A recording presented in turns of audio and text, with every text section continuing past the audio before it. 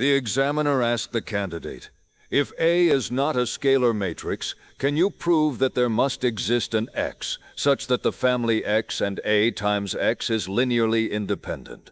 The candidate thought for a while, and then proceeded to use the contrapositive curse technique, a technique which allows one to prove an implication by proving its contrapositive instead. The examiner calmly observes, in worry, as the candidate immediately begins by assuming the opposite, that for every vector in the domain, its image under the map is always dependent on it.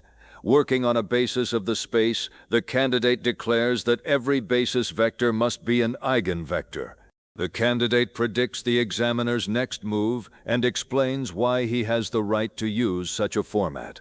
Because no basis vector is ever zero, so the dependency always collapses into this eigenformat. But the examiner does not relax. That only binds each vector to the map, alone. You have not yet forced them into agreement. The candidate smiles. The technique isn't finished. He turns to the differences between each vector and the first one. None of them are zero either. So the same cursed law applies to them too. Two bindings, one target.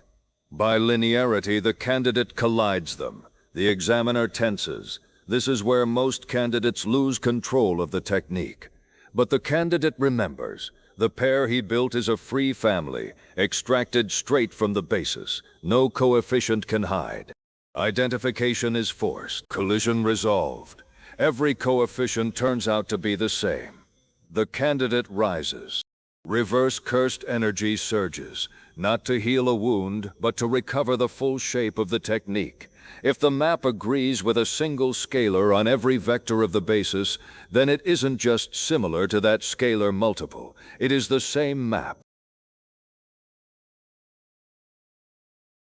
The candidate stood in victory and spoke the words. Therefore, A is scalar. Silence. The examiner's eyes narrow. But that was never allowed. The premise, the one truth the candidate swore to protect from the very first line, was that A is not scalar. The technique didn't fail.